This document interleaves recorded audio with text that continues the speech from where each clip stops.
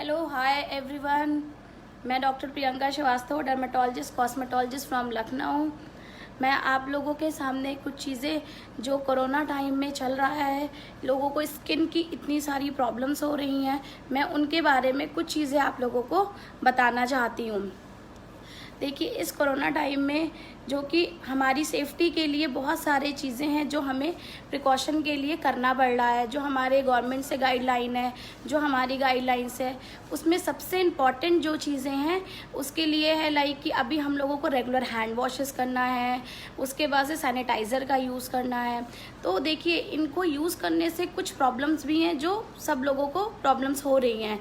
उनके लिए जो सबसे इम्पॉर्टेंट है कि अगर हम हैंड जैसे सैनिटाइज़र यूज़ कर रहे हैं या हैंड वॉश यूज़ कर रहे हैं, उससे स्किन में ड्राइनेस, रूखापन होना बहुत कॉमन प्रॉब्लम हो गई है सब लोगों के लिए। इसके लिए मैं आपसे यही कहना चाहती हूँ कि जो इस प्रॉब्लम के लिए अभी मॉइस्चराइज़र का यूज़ करें। मॉइस्चराइज़र को यूज़ करने से जो रूखेपन की प्रॉब्लम है हम उनको ख़त्म कर सकते हैं। क्योंकि देखिए, इस कोरोना टाइम में लॉकडाउन में सब लोग घर पर ही हैं, कहीं भी कुछ भी अवेलेबल नहीं है कि बार बार डॉक्टर से कंसल्ट कर सके या अपनी प्रॉब्लम को कहीं भी दिखा सके। इसके लिए जो सबसे इम्पॉर्टेंट चीज़ है, जो नेक्स्ट इम्पॉर्टेंट आता है मास्क। जो हमें मास्क का रेगुलर यूज़ करना है, तो रेगुलर यूज़ करने से लोगों को बहुत सारे प्रॉब्लम्स आ रही है। जो बहुत सारे पेशेंट्स जो आज हमें इन चीज़ों के बारे में कह रहे हैं कि इसके लिए हम क्या करें। रेगुलर मास्क यूज़ करना है, जिसकी वजह से उन्हें इचिंग होना, रेडनेस होना या डर्मेटाइटिस मीन्स नथिंग बट जो रब होता है, जो मास्क हम यूज़ कर रहे हैं स्किन में, उनकी वजह से जो प्रॉब्लम हो रही है। उसके लिए हम लोगों को मॉइस्चराइज़र का सबसे ज़्यादा यूज़ करना है। एंड मॉइस्चराइज़र में बहुत सारी चीज़ें हैं जो मैं अभी लॉकडाउन के टाइम में आप लोगों को बाहर डेफिनेटली अवेलेबल नहीं है, बट जो भी आपके पास अवेलेबल है आप उन चीज़ों को घर पर यूज़ कर सकते हैं और स्किन को बेटर कर सकते हैं। नेक्स्ट, कुछ चीज़ें स्किन में जो हैं, स्किन और बॉडी के केयर के लिए मैं आपको कुछ जनरल टिप्स बता रही हूँ जो आप इस लॉकडाउन कोरोना टाइम में आप घर पर ही रह करके कर सकते हैं। क्योंकि अभी अगर कोई भी प्रॉब्लम है, आप बाहर कहीं भी नहीं जा सकते हैं दिखाने के लिए बहुत सारी चीज़ें, तो मैं उनके लिए जो आपको कुछ बेसिक टिप्स बता रही हूँ जो आप घर पर ही रह करके चीज़ों को ठीक कर सकते हैं। देखिए, सबसे इम्पॉर्टेंट जो होता है हमारे स्किन, हमारी बॉडी के लिए फर्स्ट थिंग इज़ कि फेस वॉश जो सबसे इम्पॉर्टेंट है मॉर्निंग एंड इवनिंग। लाइक बहुत लोग ये कहते हैं कि नहीं, हमें जो है फेस वॉश कितनी बार यूज़ करना है। उसके लिए जो इम्पॉर्टेंट है, फेस वॉश सिर्फ 2 ही बार यूज़ करना है। उसके बाद अगर आप चाहते हो तो आप जो है कोल्ड वाटर से अपना क्लीन कर सकते हो या आइसिंग कर सकते हो, but face wash 2 he bar use करना है। नेक्स्ट आता है, अगर हम फेस वॉश यूज़ कर रहे हैं तो definitely next problem will arise कि रूखापन आना। रूखेपन के लिए मॉइस्चराइज़र बहुत तरीके के होते हैं जो मार्केट में अवेलेबल हैं, लेकिन जो मॉइस्चराइज़र मेडिकेटेड है उनका रोल बिल्कुल अलग है। बट अभी लॉकडाउन और कोरोना टाइम में डेफिनेटली आपको अगर अवेलेबल नहीं है तो जो भी आपके पास अवेलेबल है आप उसको यूज़ कर सकते हैं। नेक्स्ट आता है अवॉइड सनलाइट की वजह से बहुत सारी प्रॉब्लम हमारे स्किन में आती हैं, तो डेफिनेटली सनलाइट अवॉइड करना बहुत इम्पॉर्टेंट है। उसके लिए आपको जो है सनस्क्रीन लगाना है, आपको कैप वेयर करना है, गॉगल्स लगाने हैं। तो कुछ चीज़ें इंपॉर्टेंट है जो हमें ध्यान रखना चाहिए।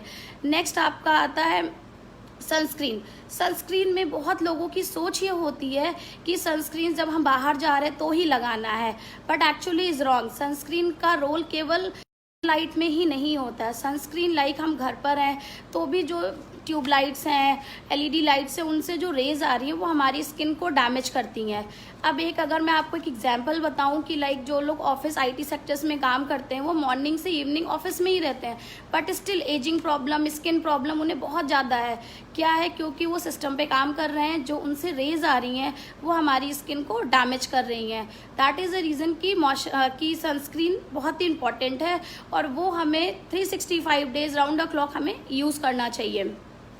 नेक्स्ट आता है हाइड्रेट जो स्किन को करना वो इनसाइड एंड आउट, मीन्स कि हमें जो बेसिक केयर है, मॉइस्चराइज़र, सनस्क्रीन, वो तो यूज़ करना है, साथ में हमें वाटर भी, जो प्लेंटी ऑफ वाटर्स हमें लेना है, जिससे हमारी स्किन और बॉडी दोनों हेल्दी रहेगी।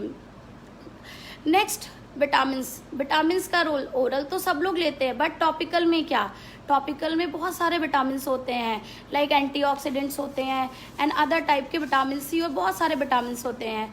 तो देखिए उसके लिए क्या है कि विटामिन्स हमें क्रीम्स, हमारी बहुत सारी टॉपिकल क्रीम्स अवेलेबल हैं या सिरम अवेलेबल है जो विटामिन सी, एंटी एजिंग या रेटिनॉल बेस्ड अवेलेबल है, जो इनको हमें रेगुलर केयर में यूज़ करना चाहिए।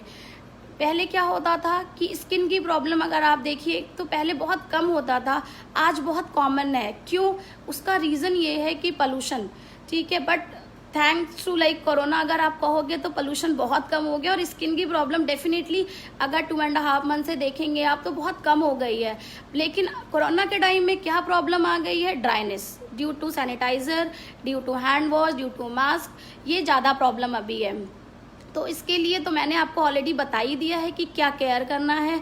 अब आता है आपका टॉपिकल क्रीम में विटामिन सी। अभी आप शायद सब लोगों को ये बात पता है कि विटामिन सी सिरम है जो बहुत ही इंपॉर्टेंट है और जो लोग यूज़ कर रहे हैं टॉपिकल में। आज कोरोना के टाइम में अगर आप देखिए विटामिन सी जो आज के टाइम में ओरली बहुत कॉमनली यूज़ हो रहा है। कॉमनली क्यों यूज़ किया जा रहा है? ये हमारी इम्यूनिटी को बूस्ट करता है, इम्यूनिटी को ये बूस्ट करता है जिससे कि हमारी जो पावर है, जो हमारे रोगों से लड़ने की क्षमता है वो बढ़ जाती है। और सेकंड थिंग हमारी स्किन और बॉडी के लिए तो डेफिनेटली बहुत इम्पॉर्टेंट है। नेक्स्ट अगर आप देखिए दूसरा healthy diet, diet is also very important. Diet से क्या है, खाली डाइट से ये नहीं होता है कि हमको सिर्फ खाना खाना है, उसके लिए हमें न्यूट्रिशियस डाइट लेना चाहिए। न्यूट्रिशियस डाइट का मतलब क्या होता है? न्यूट्रिशियस डाइट में हमें ग्रीन वेजिटेबल्स हो गया, फ्रूट्स हो गया, ये चीज़ें सबसे इम्पॉर्टेंट है जो हमें लेना चाहिए। देन आपका नेक्स्ट आता है लाइक मेकअप। जो हम लोग मेकअप यूज़ करते हैं उसको रिमूव करना सबसे इम्पॉर्टेंट होता है अगर जब भी मेकअप यूज़ किया है तो। नेक्स्ट आपका आता है sleep. Sleep is also very important. अगर हम 6 to 8 आवर्स का मिनिमम स्लीप अगर हम ले रहे हैं तो स्लीप लेने से हमारी स्किन और बॉडी दोनों बहुत हेल्दी रहती है। नेक्स्ट आता है लाइक कि फेस के लिए अगर हमें कोई भी प्रॉब्लम है या अगर प्रॉब्लम नहीं भी है तो भी हमें बार बार उसको टच नहीं करना चाहिए। क्यों? टच करने से बहुत सारी चीज़ें, बिकॉज हमें नहीं पता हमारा हैंड्स हमने किस टेबल पे रखा, कहाँ भी रखा, और अगर हम डायरेक्टली अगर उसको टच करेंगे अपने फेस को तो बहुत सारी प्रॉब्लम्स उसके थ्रू हमें आ जाएंगी। इसलिए कोरोना टाइम में तो आप देख ही रहे हैं कि इसमें सबसे पहले जो कहा जा रहा है कि फेस को टच नहीं करना है, मास्क लगा के रखना है, सैनिटाइज़र यूज़ करना है, तो ये सारी चीज़ें सबसे इम्पॉर्टेंट है। अब आप देखिए लोग जो है सैनिटाइज़र यूज़ कर रहे हैं, ड्राइनेस आ रही है, आप सब लोग कहीं भी जा रहे हैं सैनिटाइज़र सबसे ज़्यादा यूज़ कर रहे हैं। अब उसके सैनिटाइज़र के साथ में मेरा जो एक एडवाइस है आप सब लोगों के लिए, एक मॉइस्चराइज़र भी साथ में रखिए। जब आप सैनिटाइज़र यूज़ करिए तो तुरंत आप मॉइस्चराइज़र भी यूज़ करिए। मॉइस्चराइज़र को यूज़ करने से ये होगा कि जो आपकी ड्राइनेस की प्रॉब्लम है या जो स्किन रफ हो रहा है वो सारी प्रॉब्लम आपकी ख़त्म हो जाएगी।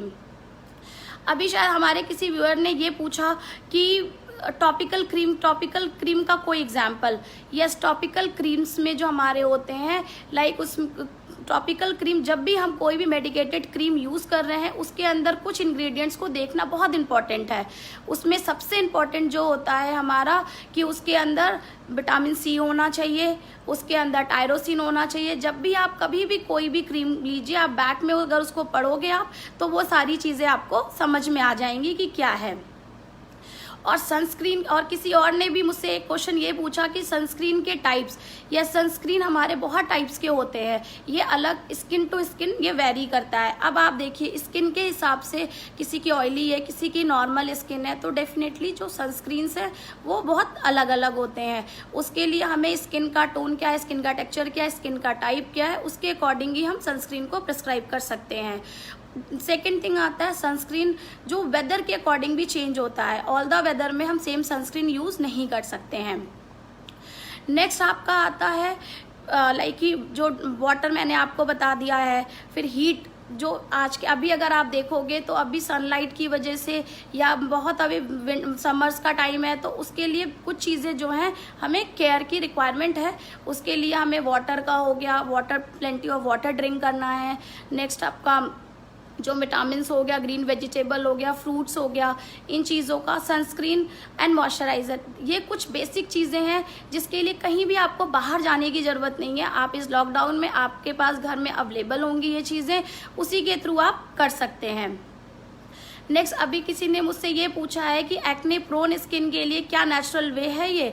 अगर किसी की एक्ने प्रोन स्किन है तो भी वो अगर मॉइस्चराइज़र यूज़ कर रहा है और फेस वॉश कर रहा है, फेस वॉश में मैं एक चीज़ ज़रूर एडवाइस करना चाहूँगी कि रेगुलर फेस वॉश यूज़ करिए, जो भी लाइक नीम बेस्ड होंगे, इन चीज़ों को यूज़ नहीं करना। आप रेगुलर कोई भी फेस वॉश यूज़ कर सकते हैं। इनफैक्ट मॉइस्चराइज़र भी अभी आप एक्ने प्रोन स्किन के लिए डेफिनेटली अलग अलग होता है, बट स्टिल अगर आपके पास अभी जो भी है आप उस मॉइस्चराइज़र को और आप जो है सनस्क्रीन को आप यूज़ कर सकते हैं। नेक्स्ट, आपको जो बेसिकली स्किन का केयर और कुछ चीज़ें ऐसी हैं कि जो आप लाइक डाइट से अगर अच्छा रखोगे, वाटर इनटेक लोगे, तो इससे हमारी स्किन तो अच्छी रहेगी, हमारी इम्यूनिटी भी अच्छी होगी, हमारी बॉडी भी अच्छी होगी। नेक्स्ट क्या है, मॉइस्चराइज़र। मॉइस्चराइज़र केवल फेस के लिए ही इम्पॉर्टेंट नहीं है, ऑल ओवर बॉडी के लिए, बिकॉज स्किन में बहुत सारी बीमारियाँ होती है, लाइक सोरियासिस हो गया, लाइकन प्लैनस ले लीजिए, बहुत सारी स्किन की प्रॉब्लम्स हैं जिसमें केवल मॉइस्चराइज़र अगर हम फेस पे ही लगा रहे हैं तो इम्पॉर्टेंट नहीं है। अगर किसी को मॉइस्चराइज़र नहीं मिल रहा है तो वो कोकोनट ऑयल भी यूज़ कर सकता है। कोकोनट ऑयल से भी बहुत सारी इम्प्रूवमेंट हमारे स्किन की हो जाती है। अभी किसी ने हमसे पूछा कि पिगमेंटेशन के लिए क्या कर सकते हैं ड्यूरिंग लॉकडाउन। पिगमेंटेशन के लिए बेसिकली आपको कुछ नहीं, सिंपल आप अपना मॉइस्चराइज़र लगाइए, फेस वॉश करिए, आइसिंग करिए, इससे भी अभी स्किन आपकी बेटर होगी। और दूसरी चीज़ है supplement. Supplement is also very important. Fruits लेना, वेजिटेबल्स लेना, ये हमारे लिए बहुत इंपॉर्टेंट है।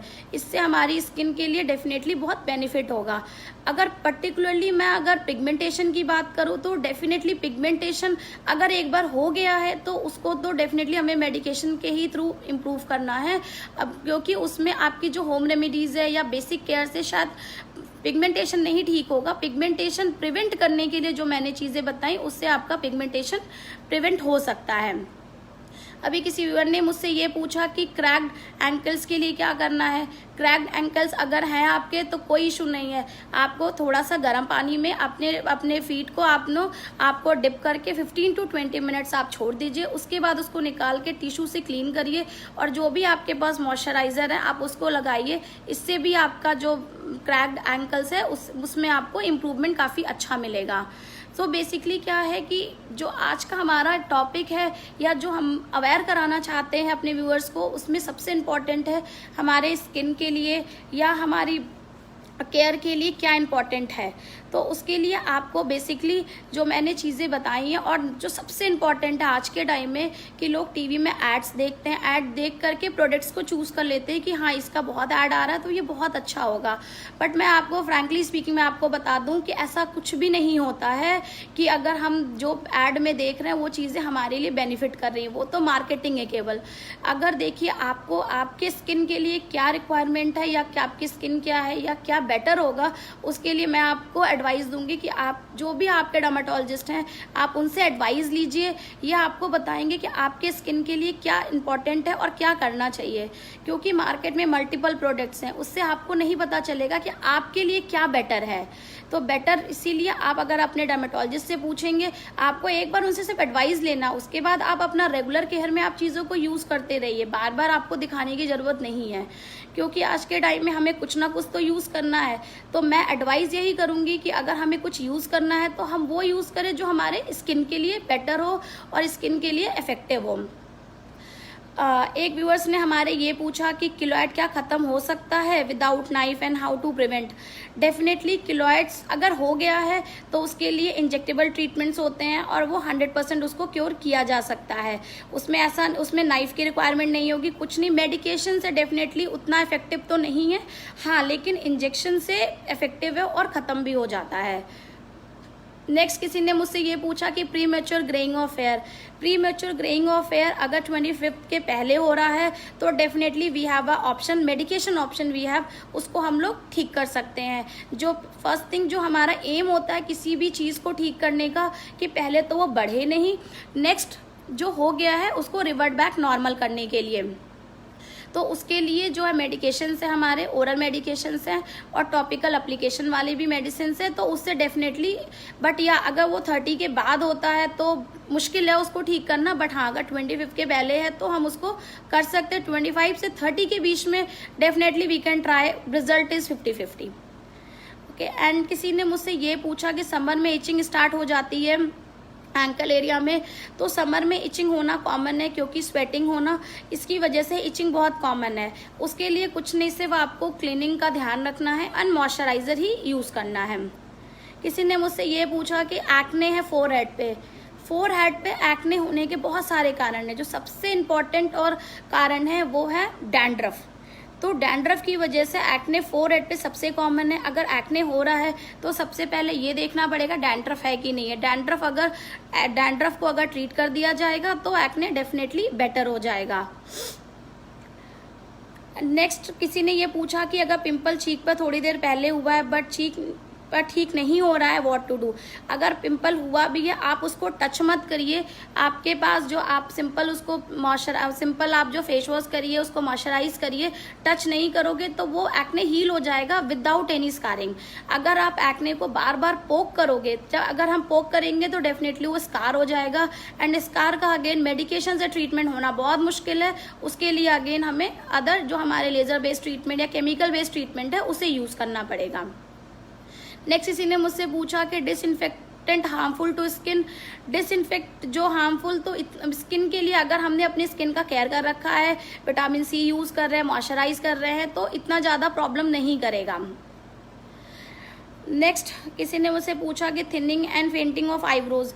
हाँ, उसके लिए भी मेडिकेशंस हैं, टॉपिकल एप्लीकेशंस होते हैं उसमें, उसको लगा करके डेफिनेटली हम उन चीज़ों को इम्प्रूव कर सकते हैं। अगर मैं आपसे एक चीज़ कहूँ, आज के टाइम में बहुत सारी चीज़ें ऐसी आ गई हैं जिनसे हम बहुत सारी प्रॉब्लम्स को ठीक कर सकते हैं। उसके लिए क्या है कि बेसिकली हमें थोड़ा केयर की रिक्वायरमेंट है। अगर हम बेसिक केयर करेंगे और हम अपने डर्मेटोलॉजिस्ट से एडवाइस लेंगे तो कभी भी स्किन प्रॉब्लम नहीं होगी। किसी ने मुझसे पूछा रेमेडीज़ फॉर आईब्रोज। आईब्रोज अगर थिन है तो उसके लिए कोई ऐसा खास ट्रीटमेंट तो नहीं है, लेकिन उसके लिए टॉपिकल एप्लीकेशंस होते हैं, वो आप यूज़ करोगे तो बेटर हो जाएगा। बट कोई भी मेडिकेशन देने से पहले हमें पेशेंट की पूरी मेडिकल हिस्ट्री पता होनी चाहिए, तभी हम उन्हें कोई भी मेडिसिन प्रिस्क्राइब कर सकते हैं। किसी और ने मुझसे ये पूछा कि लेटेक्स इरिटेशन कम कैसे कर सकते हैं। ये बहुत कॉमन प्रॉब्लम है। उसके लिए मैंने आपको ऑलरेडी बताया है कि जब भी हम ग्लव्स रिमूव कर रहे हैं अपना हैंड वॉश करें, वॉश करने के बाद जो है मॉइस्चराइज़र का यूज़ करें। मॉइस्चराइज़र जो होता है उससे जो एलर्जीज़ है उसको हम कम कर सकते हैं। नेक्स्ट, ऑयली स्किन की क्या किसी केयर समर में क्या करेंगे ऑयली स्किन की।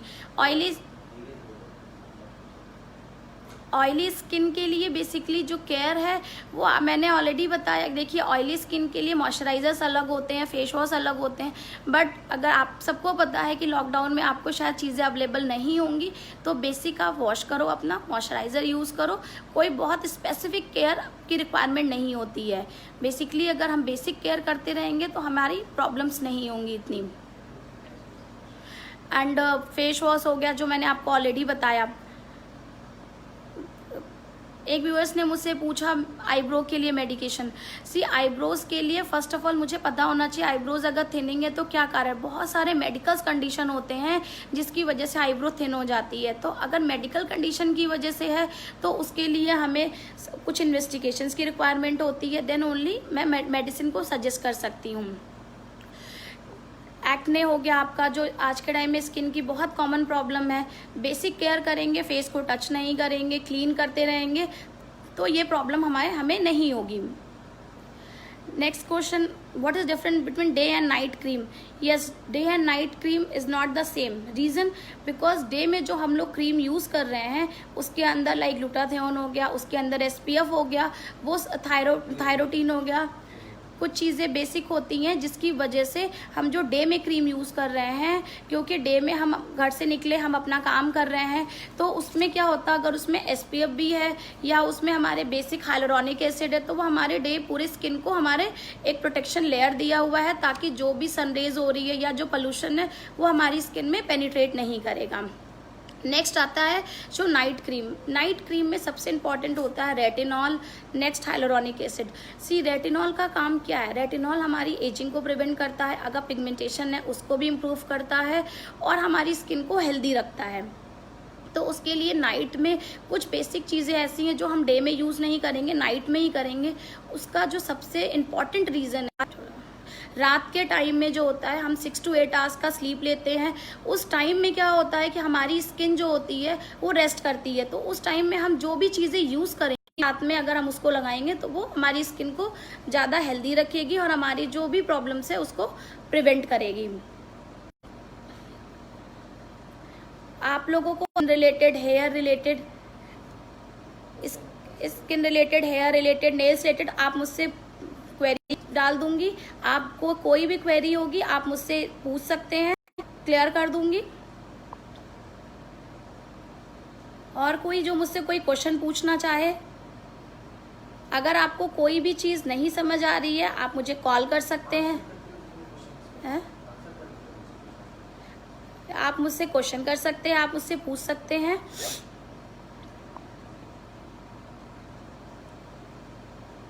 काफ़ी कुछ क्वेश्चंस मैंने बता दिए, आंसर्स मैंने बता दिया है।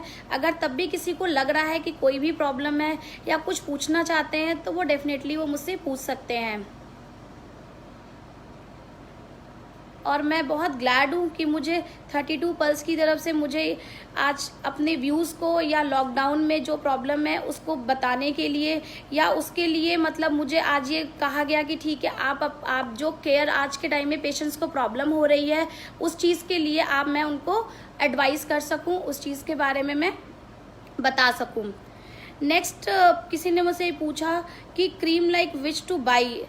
यस, ये सबसे बड़ी प्रॉब्लम है कि कौन सी क्रीम जो है लेनी चाहिए और कौन सी क्रीम नहीं लेनी चाहिए। तो क्रीम जो लेने के लिए जो सबसे इम्पॉर्टेंट चीज़ है, मैंने बताया कि ऐड को देख के कभी भी नहीं लेना है। आपके जो भी डर्मेटोलॉजिस्ट हैं आप उनसे जा करके अपने स्किन को दिखाओ, पूछो कि क्या रिक्वायरमेंट है, क्या आपकी स्किन का टोन कैसा है, आपकी स्किन में क्या क्या इंपॉर्टेंट है, वो आपको एडवाइस कर देंगे। उसके अकॉर्डिंग आप अपनी क्रीम्स को बाई कर सकते हो। आपको बार बार डॉक्टर्स को दिखाने की रिक्वायरमेंट नहीं है, जस्ट एक बार जाओ और एक बार आप पूछ लो, वो आपको आपके स्किन को चेक करके वो बता देंगे। और एक क्वेश्चन है कि before buying a face cream क्या देखना चाहिए।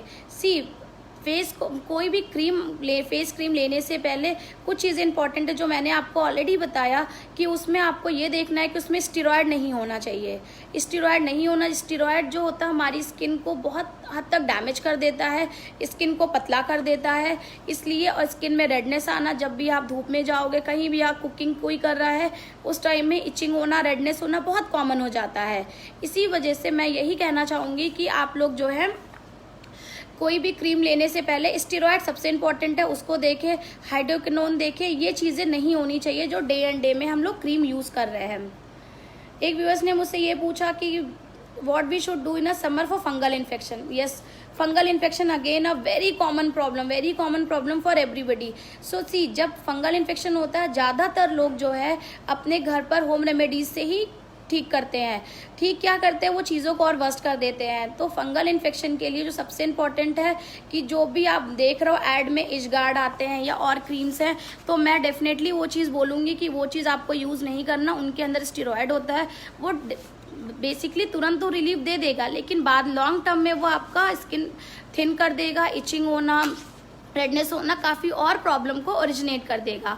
तो बेसिकली जो फंगल इन्फेक्शन के लिए एंटी फंगल मेडिकेशंस की रिक्वायरमेंट होती है, लेकिन फंगल मेडिकेशन देने से पहले पेशेंट की मेडिकल हिस्ट्री इंपॉर्टेंट है, क्योंकि कुछ मेडिकेशंस डायबिटीज़ वाले पेशेंट को, हाइपरटेंशन वाले पेशेंट को हम लोग नहीं दे सकते हैं। टॉपिकल क्रीम में इतनी प्रॉब्लम नहीं है, एंटी फंगल क्रीम्स अगर हम यूज़ कर रहे हैं तो उसमें कोई प्रॉब्लम नहीं है।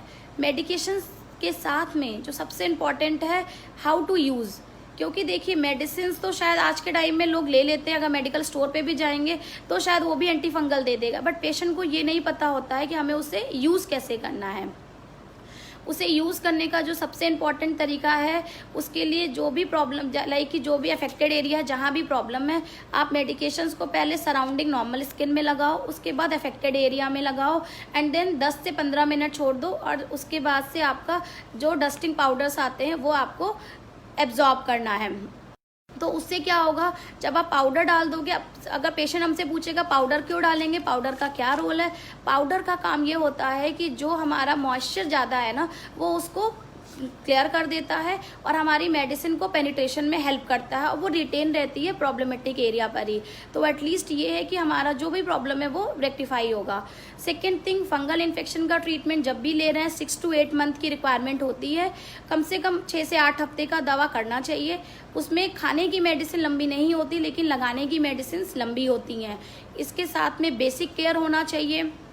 बेसिक केयर के लिए आपको क्या करना है कि जो सोप आप कोई भी मेडिकेटेड लाइक डिटॉल, हमाम, वो ये यूज़ नहीं करना है।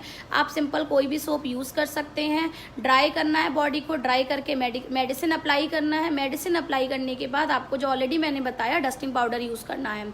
जब आप इतना बेसिक केयर करोगे, ऐसे करोगे मेडिकेशन, तो फंगल इन्फेक्शन 100% इम्प्रूव हो जाएगा।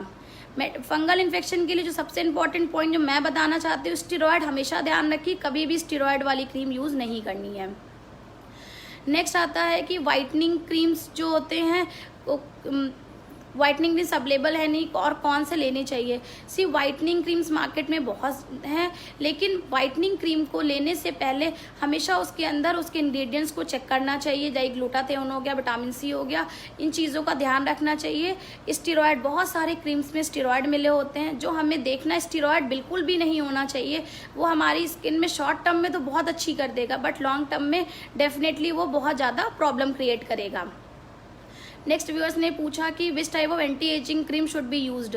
सी anti ageing cream I told you is very important. See anti ageing में रेटिनॉल सबसे इंपॉर्टेंट है, हाइलुरोनिक एसिड इंपॉर्टेंट है, विटामिन। जब भी खरीदो तो एंटी एजिंग क्रीम में ये चीज़ देखना चाहिए। और एंटी एजिंग क्रीम मैंने ऑलरेडी बताया कि रात में यूज़ करिए, बिकॉज जब हम रेस्ट करते हैं तो हमारी स्किन भी रेस्ट करती है, तो जो भी हम लगाएंगे वो हमारी स्किन में ज़्यादा इफेक्टिव होगी। नेक्स्ट, मुझसे किसी ने पूछा कि ब्लीच करने के बाद फेशियल स्किन में बर्निंग सेंसेशन होता है, उसका कॉज क्या है।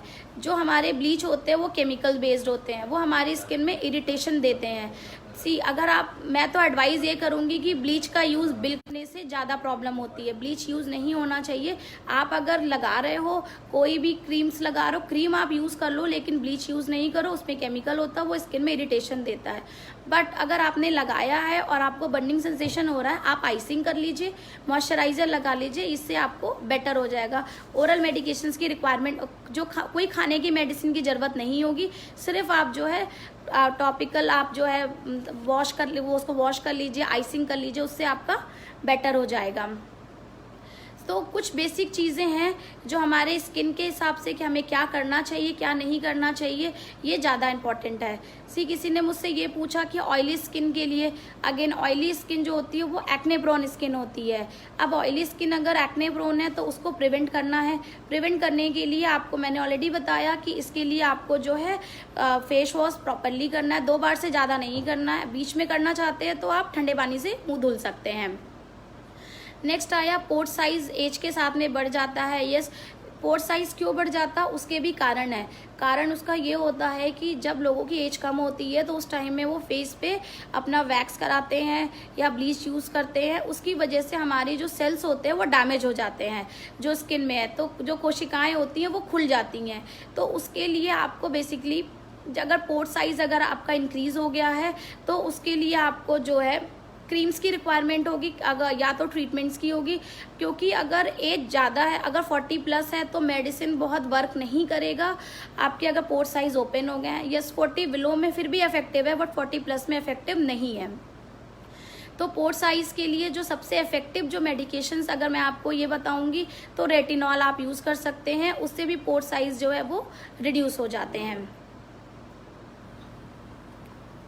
आप लोगों की अगर कोई और क्वेरी है तो आप वो मुझसे बिल्कुल पूछ सकते हैं। और क्योंकि आज के टाइम में कॉमन प्रॉब्लम आप जानते ही हैं कि लॉकडाउन चल रहा है, चीज़ें अवेलेबल नहीं है, मेडिकेशंस भी अगर आप देखोगे बहुत कुछ अवेलेबल नहीं है, तो आप बेसिक केयर से, बेसिक आपके घर पर मॉइस्चराइज़र, सनस्क्रीन, ये सारी चीज़ें होंगी, उससे जो है आप बेसिकली अपना ट्रीटमेंट कर सकते हो। कहीं भी आपको बाहर जाने की ज़रूरत नहीं है। किसी ने मुझसे पूछा blemishes on the skin, blemishes क्यों हुए हैं ये जानना बहुत ज़रूरी है। मैंने आपको बताया कि अगर आप बेसिकली सनस्क्रीन रेगुलर बेस पे यूज़ कर रहे हो तो उससे आपको प्रॉब्लम नहीं होगी, क्योंकि लोगों की मिथ ये होती है ना कि सनस्क्रीन से बाहर जाके लगाना है, लेकिन ऐसा नहीं है। सनस्क्रीन अगर हम घर पर भी हैं तो भी उतना ही इम्पॉर्टेंट है। नेक्स्ट, बेसिकली स्किन, अगर बहुत ऑयली स्किन है, मैंने आपको ऑलरेडी बताया, इसके लिए फेस वॉश आते हैं, इसके लिए क्रीम्स आते हैं जो स्किन ऑयली है उसको इम्प्रूव कर सकते हैं। बट इसके लिए हमें जो है, अगर ऑयली स्किन है, नॉर्मल स्किन है, तो बिना स्किन को टेस्ट किए मेडिकेशन देना डेफिनेटली बहुत मुश्किल है। नेक्स्ट, किसी ने मुझसे पूछा SPF के बारे में। सबसे पहले मैं SPF बता दूं, सन प्रोटेक्टिव फैक्टर होता है ये। जब हम कोई भी सनस्क्रीन लेते हैं तो उसमें ये देखना बहुत इंपॉर्टेंट होता है कितने SPF का है। उसके लिए हमारी इंडियन स्किन जो होती है वो 4 to 6 ग्रेड में आती है, उसके लिए 30 to 50 SPF more than enough होता है। उसके लिए हमें मोर देन 50 की रिक्वायरमेंट नहीं है। अगर हम 50 तक यूज़ कर रहे हैं तो हमारी स्किन को एनफ न्यूट्रिशन मिल रहा है। नेक्स्ट आता है SPF के लिए, क्योंकि देखिए SPF का रोल क्यों है, क्यों हमें देखना चाहिए। SPF इसलिए इम्पोर्टेंट है क्योंकि जब हम लेते हैं जितनी रिक्वायरमेंट होती है, लाइक कि 1 स्पून अगर इतना रिक्वायरमेंट है तो हम सनस्क्रीन उतना यूज़ नहीं करते हैं। अगर हम यूज़ नहीं कर रहे उतना सनस्क्रीन तो हमें थोड़ा सा हायर SPF की रिक्वायरमेंट है। 50 तक यूज़ करेंगे तो स्किन हमारी एटलीस्ट 40% तो हमें उसका न्यूट्रिशन मिलेगा ही, तो 40% हमारी बॉडी में फेस में स्प्रेड हो जाएगा, जो भी हम अपना SPF अगर 50 तक का यूज़ कर रहे हैं। ऑयली स्किन के लिए भी जो SPF है वो ऑयली स्किन हो, नॉर्मल स्किन हो, 30 to 50 की ही रिक्वायरमेंट है। बट सनस्क्रीन जो है वो केमिकल होगा कि फिजिकल होगा, या उसके इंग्रेडिएंट्स वो चेंज हो जाएंगे स्किन टू स्किन की, और वेदर टू वेदर कौन सा देना चाहिए। फिर किसी ने मुझसे पूछा कि ब्लेमिशेस के लिए ट्रीटमेंट। ब्लेमिशेस मैंने ऑलरेडी बताया कि क्यों हुआ है, क्या हमने कोई क्रीम यूज़ किया था या क्या यूज़ किया था उसकी वजह से है।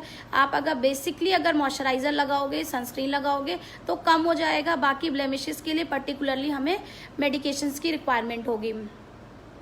नेक्स्ट, किसी ने मुझसे ये पूछा कि डार्क सर्कल के लिए, डार्क सर्कल का कारण जानना बहुत ज़रूरी है कि डार्क सर्कल क्यों हो रहा है हमें। बहुत टाइम में अगर हमें थायराइड है या हमारी नींद नहीं पूरी हो रही है या हमें टेंशन है, इन कारणों से भी डार्क सर्कल होना कॉमन है। अगर या तो फैमिली हिस्ट्री हो, अगर ये कारण है तो ये आप अगर इन चीज़ों पे वर्क करोगे तो डार्क सर्कल बेटर हो जाएगा। लेकिन अगर डार्क सर्कल आपको अगर जेनेटिक है तो डेफिनेटली उसको 100% इम्प्रूव करना मुश्किल है, फिर 60% 70% हमारी मेडिकेशन से बेटर हो जाएंगे। नेक्स्ट, किसी ने मुझसे पूछा क्या बच्चे भी एडल्ट वाली क्रीम यूज़ कर सकते हैं। सिर्फ बच्चों का, अगर वो 2 साल के ऊपर है तो आप उन्हें सेम सनस्क्रीन यूज़ कर सकते हैं, कोई इशू नहीं है उसमें। नेक्स्ट आता है आपका फेस वॉश। बच्चों को भी जो है फेस वॉश आप करवा सकते हैं, सनस्क्रीन यूज़ कर सकते हैं, मॉइस्चराइज़र यूज़ कर सकते हैं, उसमें कोई भी प्रॉब्लम नहीं है।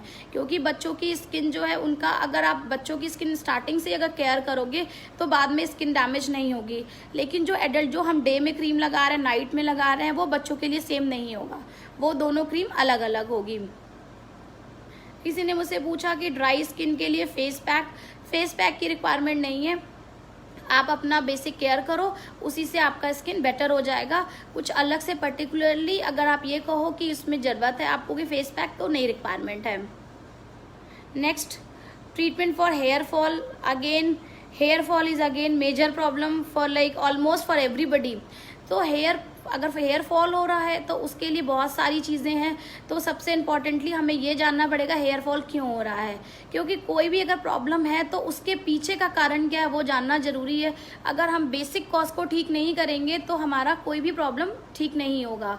अगर हेयर फॉल क्यों हो रहा है, थायराइड की वजह से है या हीमोग्लोबिन कम है या क्या प्रॉब्लम है या कोई मेडिकेशंस चल रही हैं जिसका साइड इफेक्ट है हेयर फॉल, इन चीज़ों को जानने के बाद हेयर फॉल के लिए हम नॉर्मल बायोटिन, आप कोई भी मार्केट में अवेलेबल है, अगर आप 3 मंथ्स मिनिमम यूज़ करोगे तो बेटर हो जाएगा। अगर आपका टेंशन की वजह से हो रहा है या नॉर्मल है तो। लेकिन अगर किसी मेडिकल कारण से है तो वो ठीक नहीं होगा जब तक कि आप जो है मेडिकेशंस, जो मेन कॉज है, उसको रेक्टिफाई नहीं कराओगे तब तक बेटर नहीं होगा। किसी ने मुझसे पूछा बच्चों और बड़ों की क्रीम अलग अलग होनी चाहिए। यस, बच्चों और बड़ों की क्रीम, मॉइस्चराइज़र और सनस्क्रीन तो अलग अलग की ज़रूरत नहीं है, बट अगर स्पेसिफिकली कुछ यूज़ कर रहे हो तो अलग होना ज़रूरी है। किसी ने मुझसे पूछा कि समर में नॉन स्टिकी सनस्क्रीन का क्या क्या देंगे, क्या सजेस्ट करेंगे। सी, सनस्क्रीन जो होता है वो मैंने आपको बताया कि अभी मार्केट में बहुत ही अच्छे अच्छे अवेलेबल हैं। आप समर का अलग होता है, विंटर्स का अलग होता है, वो स्किन के हिसाब से हम लोग सजेस्ट करते हैं। और स्किन जो भी अभी जो सनस्क्रीन आते हैं उसमें वाइटनिंग, ब्राइटनिंग सारी प्रॉपर्टीज़ होती है, न्यूट्रिएंट्स भी होता है। तो बेसिकली अगर हम सनस्क्रीन ही केवल लगाएंगे उससे भी हमारी स्किन बेटर रहती है। नेक्स्ट किसी ने मुझसे पूछा कॉर्नर ऑफ माउथ पर जो डार्क स्किन है। सी, कॉर्नर ऑफ जो एंगल होता है वहाँ पर स्किन जो होती है जुड़ती है आकर के, तो वहाँ पर पिगमेंटेशन होना बहुत कॉमन प्रॉब्लम है। इसके लिए नॉर्मल मार्केट में कोजिक एसिड क्रीम आता है, अगर कोई यूज़ करना चाहे नॉर्मल, एक डार्क सर्कल अगर थोड़ा बहुत है या हल्का फुल्का सा डार्कनिंग है, कोजिक एसिड क्रीम है, हाइड्रोक्विनोन 2% में आता है। इनको अगर आप 4 वीक्स तक अगर यूज़ करोगे अफेक्टेड एरिया पे तो बेटर हो जाएगा। नेक्स्ट, फेशियल क्या रेगुलर कराना चाहिए। सी, फेशियल के लिए तो मैं एडवाइस नहीं करूंगी कि फेशियल कराना चाहिए, बिकॉज आपको नहीं पता कि वो क्या आपको प्रोडक्ट यूज़ कर रहे हैं, आपकी स्किन के लिए क्या बेटर है। तो मैं तो एडवाइस नहीं करूंगी। आप बेसिक स्किन का केयर करो अपना, आपकी स्किन के अकॉर्डिंग जो क्रीम्स है, जो सीरम है आप लगाते रहो, तो फेशियल की रिक्वायरमेंट बिल्कुल भी नहीं पड़ेगी। अगेन एक क्वेश्चन है, premature greying of hair can be prevented. See, premature greying of hair को प्रिवेंट किया जा सकता है, जो ऑलरेडी मैंने बताया कि अगर वो 30 के पहले है तो प्रिवेंट कर सकते, बट उसके बाद है तो नहीं प्रिवेंट कर सकते हैं। नेक्स्ट किसी ने मुझसे पूछा हेयर कलर के लिए। सी, हेयर कलर आज के टाइम में मेडिकेटेड भी आ रहे हैं, आप मेडिकेटेड यूज़ कर सकते हो। और सेफ तो मैं बहुत ज़्यादा तो नहीं कहूँगी, बिकॉज उसमें ऑब्वियसली अमोनिया होता है जो इरिटेशन कॉज करने का बहुत कॉमन प्रॉब्लम है। तो मैं ये सजेस्ट तो नहीं करूँगी, बट आज की जो प्रॉब्लम है और बहुत ही जल्दी लोगों के बाल सफ़ेद होने लगते हैं, तो उसके लिए ठीक है यूज़ कर सकते हैं, but like 1 in a 2 month। और उसके साथ में प्रॉपर शैम्पू और कंडीशनर जो हैं वो माइल्ड यूज़ होना चाहिए। उसमें कोई भी आप शैम्पू यूज़ नहीं कर सकते हो कि आपने कोई भी जो भी फ्रेगनेंस वाले हैं उनको अवॉइड करो आप। बाकी नॉर्मल लाइक आयुर का हो गया, नाइल हो गया, इनको यूज़ करोगे तो इससे स्टिल बेटर रहेगा, तो आप यूज़ कर सकते हो। नेक्स्ट आता है रिंकल्स के लिए ट्रीटमेंट। सी, रिंकल्स के लिए ट्रीटमेंट बेसिकली जो मैंने ऑलरेडी बताया, रेटिनॉल वो यूज़ कर सकते हैं, बट अगर ज़्यादा फाइन लाइंस होते हैं, क्रोज फीट होते हैं, बहुत सारी चीज़ें हैं उसमें, उसके लिए आपको स्पेसिफिकली मेडिकेशन की ज़रूरत होगी, तो उसके लिए आप अपने डर्मेटोलॉजिस्ट से एडवाइस ले सकते हैं। नेक्स्ट मुझसे पूछा मल्टीविटामिन सप्लीमेंट फॉर स्किन क्या रेगुलर यूज़ करना चाहिए, प्रिस्क्राइब्ड है डॉक्टर के लिए ओनली। सी, जो मल्टीविटामिन है वो बहुत इंपॉर्टेंट है हमारी स्किन के लिए, हेयर के लिए, नेल्स के लिए। तो मल्टीविटामिन, बिकॉज आज के टाइम में जो भी हम फूड ले रहे हैं वो उसमें सारे न्यूट्रिएंट्स हमें नहीं मिल रहे हैं, तो मल्टीविटामिन डेफिनेटली बहुत इंपॉर्टेंट है। मल्टीविटामिन में कोई ऐसा नहीं है, आप कोई भी मल्टीविटामिन एक रेगुलर अपने डाइट में ले सकते हो। और आज के कोरोना टाइम में, लॉकडाउन टाइम में इम्यूनिटी को बूस्ट करना है तो विटामिन सी सबसे इम्पोर्टेंट है। उसको मैं ज़रूर एडवाइस करूँगी कि विटामिन सी आप अपने डाइट में इंक्लूड कर दीजिए। किसी ने पूछा है कि इन्फेक्शन मेन मेडिकेशन कितने टाइम तक लगाना पड़ता है। सी, अगर स्किन में कोई भी इन्फेक्शन है, अगर फंगल है तो 6 to 8 वीक का है। ऐसी स्किन में अलग अलग प्रॉब्लम है, लेकिन कोई भी स्किन में प्रॉब्लम है उसकी मेडिकेशन मिनिमम 6 to 8 वीक अगर आप नहीं करोगे तो आपका कम्प्लीटली क्योर होना बहुत मुश्किल है। तो 6 से 8 हफ्ते तो करना ही चाहिए, उसके बाद जो है आप उसको जो है ऑन एंड ऑफ कर सकते हैं।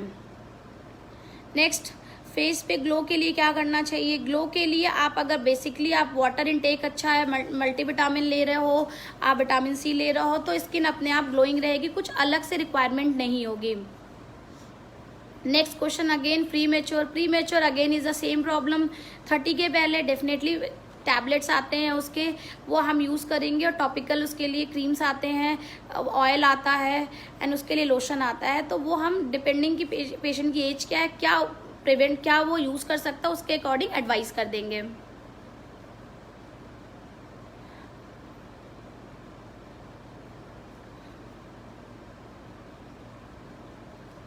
और भी अगर किसी और एक क्वेश्चन आया है कि ब्लैक मोल्स अगर फेस पर हैं, सी मोल्स अगर हैं फेस पे, अगर वो मल्टीपल हैं और टाइनी अगर साइज़ के हैं, बहुत छोटे साइज़ के हैं, तो उसके लिए क्रीम्स है, बेसिकली रेटिनॉल क्रीम्स होती हैं, वो मार्केट में ईजिली अवेलेबल हैं। आप अगर उसको जस्ट जहाँ अफेक्टेड है, जहाँ मोल से आप जस्ट टच करोगे तो वो टाइम टू टाइम वो वैनिश हो जाएगा उसमें। लेकिन अगर आप यूज़ कर रहे हो मोल्स के लिए मेडिकेशन लाइक रेटिनॉल, तो उसके लिए आपको मॉइस्चराइज़र की रिक्वायरमेंट है, बिकॉज अगर आप नहीं लगाएंगे तो स्किन वहाँ से पील होने लगेगी, स्किन निकलने लगेगी, रफ हो जाएगी। इसलिए अगर आप कोई भी ब्लैक मोल्स के लिए अगर ट्रीटमेंट ले रहे हैं या आपको अगर क्रीम लगाना है तो आप यूज़ कर सकते हो, उससे आपका वो बेटर हो जाएगा। लेकिन ये है कि मॉइस्चराइज़र साथ में सबसे इम्पॉर्टेंट है। 40+ के लिए जो डेली केयर है उसके लिए एंटी एजिंग क्रीम आपको रेटिनॉल बेस्ड क्रीम यूज़ करना चाहिए, सनस्क्रीन 30+ यूज़ करना चाहिए आपको, और मॉइस्चराइज़र मल्टीविटामिन। अगर स्किन आपकी थिन है या स्किन में बहुत ज़्यादा ऐसे प्रॉब्लम आ रही है तो आप कोलेजन सप्लीमेंट्स आते हैं मार्केट में, ईजिली अवेलेबल हैं, आप उनको अपने डाइट में इंक्लूड कर सकते हो। नेक्स्ट क्वेश्चन है कि एक्सेसिव स्वेटिंग अगर हैंड्स में है तो क्या करना चाहिए। हैंड्स में अगर एक्सेसिव स्वेटिंग है तो उसके लिए बहुत मेजर चीज़ें तो नहीं है उसको ठीक करने के लिए। उसके लिए इंजेक्टेबल होता है जो बोटॉक्स के नाम से आता है, उसको हम इंजेक्ट कर सकते हैं, उससे जो है टेम्परेरी रिलीफ मिलेगा, that too not more than 1 year. तब तक फिर आपको फिर वापस से रिपीट कराना पड़ेगा। Home remedies for thin eyebrows. Thin eyebrows के लिए होम रेमेडीज़ तो कुछ ऐसा नहीं है, इसके लिए बेसिकली केवल मेडिसिन होती हैं जो आप अप्लाई करोगे तो उससे आईब्रोज बेटर हो जाएंगे। और मुझसे पूछा रेटिनॉल क्रीम अगर मोल्स के लिए है, रेटिनॉल क्रीम में जो है आइसोट्रेटिनोइन ट्रेटिन के नाम से मार्केट में अवेलेबल है, जो हम उसको मोल्स पर यूज़ कर सकते हैं। नेक्स्ट क्वेश्चन है स्किन पील्स। पील्स जो है वो पेनफुल नहीं होता है। पील्स हम किस पर्पस के लिए करा रहे हैं ये सबसे इम्पॉर्टेंट है जानना, क्योंकि पील्स जो पिगमेंटेशन के लिए भी होता है, एक्ने के लिए भी होता है, ग्लो के लिए भी होता है, तो पील्स जो है वो पेनफुल नहीं होते हैं। पील्स कराने से पहले हमें स्किन को प्राइमिंग करना है ताकि स्किन हमारी हेल्दी हो जाए, उसके बाद पील्स कराएंगे। पील्स कराने के बाद आप अपना प्रॉपर मॉइस्चराइजर सनस्क्रीन यूज़ करिएगा, उससे स्किन में जो है प्रॉब्लम नहीं होगी। और अब जो पील्स होते हैं पेनफुल नहीं होते हैं, बट केवल आप पील अगर कराओगे तो स्किन उतनी बेटर नहीं होगी। बेटर है कि आप उसको पहले अपने स्किन का प्राइमिंग अच्छे से कर लो, आप मिनिमम वीक टू 10 डेज, उसके बाद ही केमिकल पील कराओ, तो ही आपको बेटर रिजल्ट मिलेगा, अदरवाइज रिजल्ट नहीं मिलेगा। किसी ने मुझसे पूछा है डार्क स्पॉट्स है एक्ने के बाद में। एक्ने के बाद डार्क स्पॉट क्यों होते हैं? बेसिकली जब हम एक्ने को बार बार टच करते हैं तो उससे स्पॉट्स आ जाते हैं। तो उसके लिए अगर आप जो मैंने ऑलरेडी एक क्रीम बताया ट्रेटिन, अगर आप उसको जस्ट अफेक्टेड एरिया पे अप्लाई करोगे only in the night for 4 to 6 week, तो वो डिसअपियर हो जाएगा। नेक्स्ट क्वेश्चन है कि स्किन टैग्स। स्किन टैग्स के लिए देखिए, स्किन टैग भी बहुत कॉमन प्रॉब्लम है। उसके लिए मैं एडवाइस करूंगी कॉटरी, उसका रेडियो फ्रीक्वेंसी कॉटरी होता है जिससे रिमूव कर देते हैं। 1 टाइम ट्रीटमेंट होता है, उससे ज़्यादा रिक्वायरमेंट नहीं है। नेक्स्ट किसी ने मुझे पूछा कि बैड आर्मपिट्स स्मेल का सोल्यूशन क्या है। उसके लिए अगेन आप अगर बोटॉक्स के इंजेक्शन लगवाओगे तो उससे वो बेटर हो जाएगा। अदर मेडिकेशंस में बहुत कुछ नहीं है कि आपका इससे इफेक्टिव हो। सैगिंग स्किन जो है आपका, सैगिंग स्किन के लिए भी रेटिनॉल के बहुत सारे फॉर्म्स होते हैं। आपसे कि स्किन में प्रॉब्लम क्या है उसके अकॉर्डिंग हमें देना है। तो आप जो है अपनी स्किन को एक बार दिखा लो, आपकी स्किन में क्या है, किस लेवल का सैगिनेस है, उसके अकॉर्डिंग आपका जाएगा। हो सकता है कि केवल आपका क्रीम से ही ना जाए, कुछ ट्रीटमेंट्स होते हैं, कुछ चीज़ें हैं जो आपको आपके डर्मेटोलॉजिस्ट बता देंगे। फिर एक क्वेश्चन है कि लेज़र सेफ है स्किन के लिए कि नहीं। Definitely laser completely safe treatment है, इससे कोई भी प्रॉब्लम नहीं होती है। लेज़र जो होता है वो पेनफुल भी नहीं होता है। और लेज़र किस चीज़ के लिए हम करा रहे हैं, बिकॉज लेज़र एक बहुत ब्रॉड टर्म है। उसके लिए हम हेयर के लिए भी करते हैं, पिगमेंटेशन के लिए भी करते हैं, अदर मल्टीपल चीज़ों के लिए भी करते हैं, बट लेज़र जो होते हैं वो पेनफुल नहीं होते हैं। अगर हम टैटू के लिए कर रहे हैं या अदर किसी और चीज़ों के लिए कर रहे हैं तो पेनफुल है, बट अगर ग्लोइंग चीज़ों के लिए कर रहे हैं, हेयर के लिए कर रहे हैं तो पेनफुल नहीं है। नेक्स्ट क्वेश्चन, ओपन पोर्स के लिए हाइलुरोनिक एसिड आप यूज़ कर सकते हो, विटामिन सी यूज़ कर सकते हो और रेटिनॉल यूज़ कर सकते हो। Next, does hair treatment cause pain? No, hair laser treatment does not cause pain. उससे कोई दर्द नहीं होता है अगर आप हेयर रिमूवल करा रहे हो, पिगमेंटेशन के लिए करा रहे हो। लेकिन अगर आप लेज़र ट्रीटमेंट लाइक अगर टैटू बनवाया उसको रिमूव करने के लिए कर रहे हो, या स्किन में अगर बर्थ मार्क है तो पेनफुल है, अदरवाइज पेनफुल नहीं है। नेक्स्ट, वॉट्स के लिए आपको again radio frequency cautery use करनी है, जिससे कि उस वॉट्स को हम रिमूव कर देंगे, क्योंकि वॉट्स वायरल इन्फेक्शन होता है। अगर आप उसको रिमूव कर दोगे तो ही बेटर होगा, अदरवाइज मेडिसिन से बहुत इम्प्रूवमेंट नहीं है। स्किन वॉट्स के लिए मैं एडवाइस करूंगी कि सिंपल आप जाइए, उसको लेज़र होता है रेडियो फ्रीक्वेंसी, उससे रिमूव करवा लीजिए। बिकॉज जब तक हम बेस को ठीक नहीं करेंगे वॉट्स आपका बार बार आता रहेगा, क्योंकि ये जो है वायरल इन्फेक्शन है। तो और ये इन्फेक्शियस होता है, कंटेजियस होता है, मतलब ये ज़्यादा मतलब अगर टच करने से भी फैलता है ये। तो इसके लिए लेज़र जो रेडियो फ्रीक्वेंसी होगा उससे आप रिमूव करवा लीजिए, तो उससे परमानेंट आपका क्योर हो जाएगा। नेक्स्ट क्वेश्चन है कि रफ स्किन के लिए, रफ स्किन है तो उससे पिंपल होने के बाद रफ स्किन हो जाती है।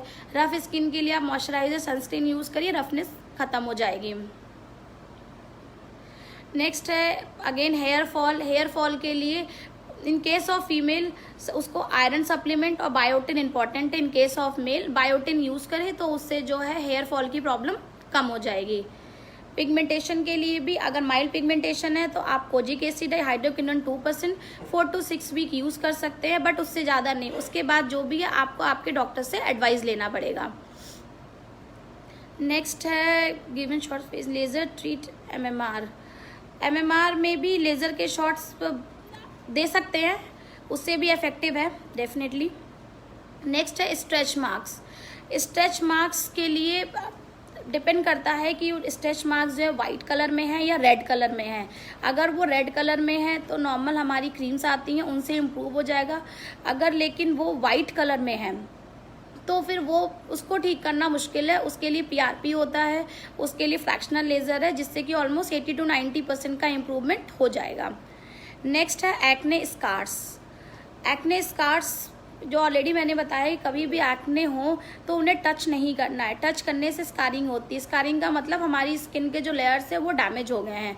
उसके लिए हमें लेज़र हीट करना है, या पीआरपी प्लेटेड डिश प्लाज्मा होता है उसके थ्रू कर सकते हैं, या फिर लेज़र के ही थ्रू बेटर होगा। अदरवाइज कोई और ऑप्शन स्कार को इम्प्रूव करने का नहीं है। Next, psoriasis of scalp excuse me, scalp psoriasis ये जानना जरूरी है कि स्कैल्प जो सोरियासिस है वो कितने समय से है, सोरियासिस जो है वो किस ग्रेड में है। सोरियासिस ऑफ स्कैल्प के लिए प्रॉपर परमानेंट ट्रीटमेंट है अगर पेशेंट केयर करे। इसके लिए कोल तार बेस जो होते हैं कीटोकोनाजोल लोशंस आते हैं, उसको अगर वीकली थ्राइस अप्लाई करेंगे ओवरऑल स्कैल्प में और उसको ओवरनाइट अप्लाई करेंगे, नेक्स्ट डे वॉश कर देंगे, तो उससे भी काफ़ी इम्प्रूवमेंट हो जाएगा। एंड हेयर फॉल के लिए जब ऑलरेडी मैंने बता दिया कि in case of female biotin and iron supplement की रिक्वायरमेंट है, मेल में बायोटिन अगर ये यूज़ करेंगे तो इससे बेटर हो जाएगा। एंड प्री मैच्योर जो ग्रेइंग ऑफ हेयर होता है उसके लिए जो बेसिकली जो सॉल्ट यूज़ होता है वो कैल्शियम पेंटोथेनेट होता है। वो सॉल्ट जो होता है उसको हम यूज़ करेंगे वो भी 6 मंथ तक।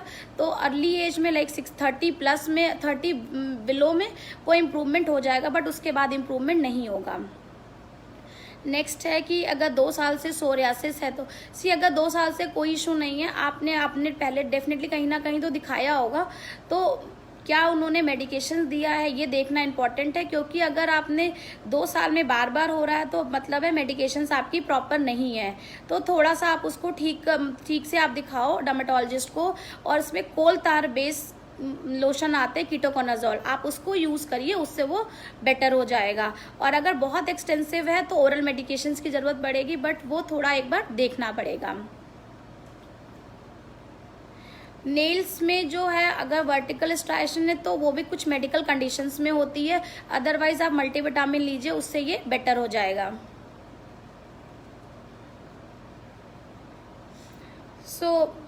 मैं आपको बस यही बताना चाहती हूँ कि ये सारी चीज़ें हैं, इस पे व्हाट्सएप नंबर रहेगा। आपको कोई भी क्वेरी होगी, कुछ भी होगी, आप जो है आप हमसे कंसल्ट कर सकते हैं, पूछ सकते हैं। तो इससे क्या होगा कि आपकी जो भी प्रॉब्लम है उसका मैं आपको डेफिनेटली मैं आंसर करूँगी, जिससे कि आपकी प्रॉब्लम जो है बेटर हो जाए।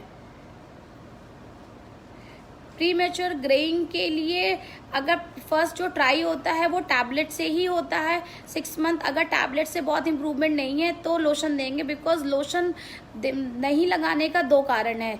एक तो स्टिकी हो जाता है, जो लोगों को अगर रोज़ बाहर जाना है वो पॉसिबल नहीं है उनके लिए लगाना, और दूसरा है कि जो हेयर लोशंस आते हैं वो काफ़ी एक्सपेंसिव होते हैं। तो इसके लिए थोड़ा सा प्रॉब्लम इसके लिए है, लेकिन टैबलेट से वो इफेक्टिव भी है और उसका रिजल्ट ज़्यादा बेटर है। तो इसके लिए अगर प्रीमेच्योर ग्रेइंग ऑफ हेयर है तो फर्स्ट हम लोग ट्राई यही करते हैं कि पहले मेडिकेशन से हो जाए। अगर मेडिकेशन से नहीं होता तो हमें उसे लोशन वगैरह यूज़ कराना होगा। बाकी आपके कोई भी क्वेरीज होते हैं, कुछ भी है, आप ड्रॉप कर सकते हो अपने क्वेश्चंस। मैं उन क्वेश्चंस का आपको आंसर्स बता दूंगी कि क्या है, कैसे इम्प्रूव करना है। स्किन रिलेटेड, हेयर, नेल्स, कुछ भी रिगार्डिंग रिक्वायरमेंट होगी आप व्हाट्सएप कर दीजिएगा, उसके थ्रू आपको आपके आंसर्स मिल जाएंगे। बाकी इस लॉकडाउन में मैं आपको यही कहना चाहूँगी, stay safe, stay home, mask का यूज़ करिए, सैनिटाइज़र यूज़ करिए। बीइंग मैं डर्मेटोलॉजिस्ट, मैं आपको मॉइस्चराइज़र का भी आप एक पैक रखो, जब भी यूज़ करो आप अपना सैनिटाइज़र, ये चीज़ें, तो उसमें आप जो है अपना मॉइस्चराइज़र भी आप साथ में अपना यूज़ करिए। तो जो अभी स्किन में रफनेस आ रही है या ड्राइनेस आ रही है या जो एलर्जी हो जा रही है, उनसे वो बेटर हो जाएगा। मेरी जो क्लिनिक है, आप क्लिनिक पर आ सकते हैं। क्लिनिक जो है गोमती नगर में है, 3/491 विकल्प खंड गोमती नगर। आपको जब भी कुछ भी रिक्वायरमेंट होगी आप आ सकते हैं। फ़ोन नंबर मैं इसमें ड्रॉप कर दूंगी। और मैं बहुत ही ज़्यादा ग्लैड हूँ, मैं बहुत ही हैप्पी हूँ कि मुझे जो है 32 पल्स की तरफ से मुझे ये चीज़ें आप लोगों के सामने प्रेजेंट करने का मौका मिला। मैं आगे भी उम्मीद करूँगी कि मैं फिर से आऊँ लाइव, आप लोगों की जो भी क्वेरीज होगी उन चीज़ों को मैं सॉल्व करूँ। Thank you everyone, stay safe, stay home. Thank you 32 pulse.